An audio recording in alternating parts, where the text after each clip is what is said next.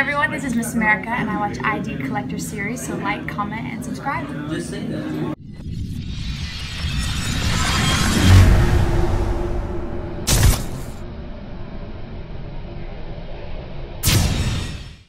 Thank you, Miss America Savvy Shields, for such a wonderful introduction.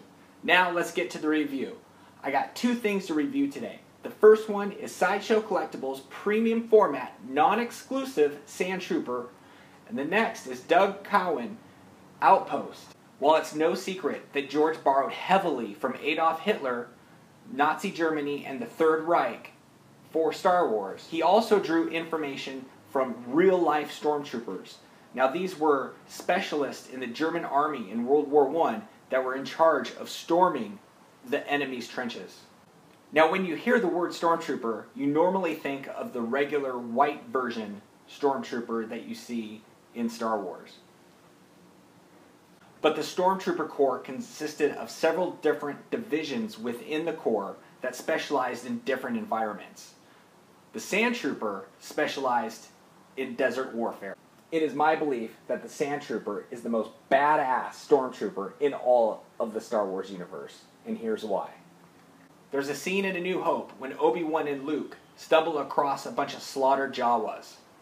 Luke automatically thinks that Sand people are responsible for the destruction of the Jawas, but Obi-Wan calmly tells Luke, this isn't the work of Sand people. The blaster fire is the work of Stormtroopers. After the Jawas, Luke returned back to his aunt and uncle to find them completely obliterated. Normal Stormtroopers couldn't do that, but the Sandtrooper could have done it, because it's badass.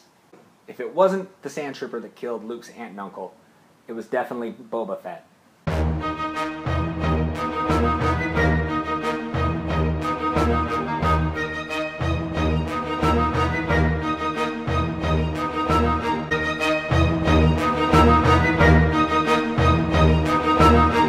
Every Stormtrooper carries thermal detonators. They carry these thermal detonators in a round cylinder on their back. The Sandtrooper doesn't have that cylinder to carry their thermal detonators. So where do they have them? Or do they not have thermal detonators at all? It is my belief that the Sandtrooper does not need a thermal detonator because they're so badass. In all of the Star Wars movies, Sandtroopers are seen in two places, and they're the worst places in the universe. It's Tatooine and Jakku. That just proves how badass Sandtroopers are. Now, what distinguishes a Sandtrooper from other Stormtroopers? It's not just their weathered, beat-up look from being in the desert. There's a few things you might not have noticed. The Sandtrooper has a black, white, or orange shoulder pad that designates their rank, unit, or division.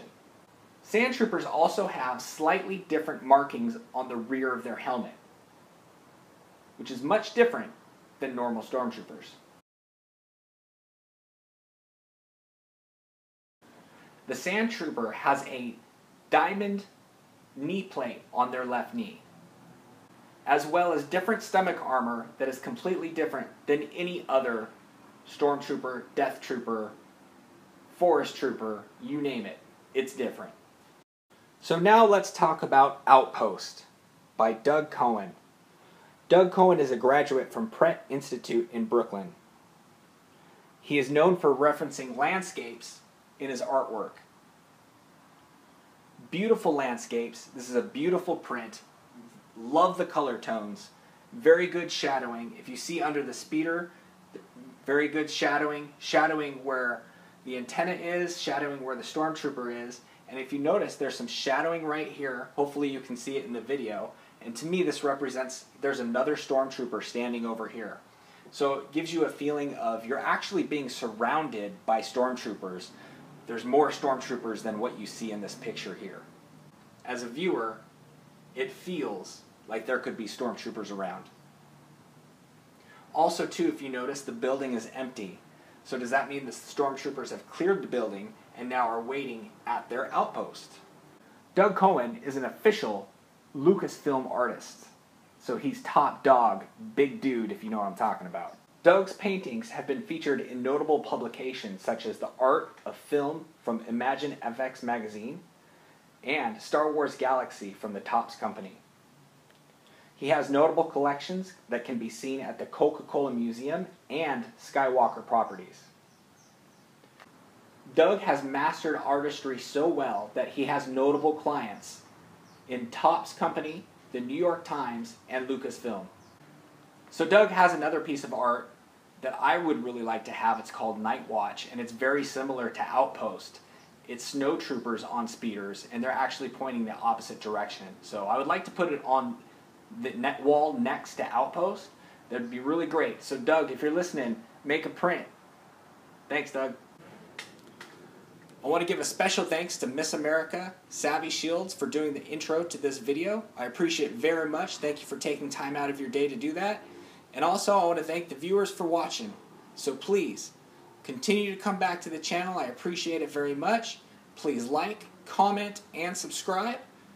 I want to give another shout out to the Batman statue collector. Thank you very much for putting me in your last video.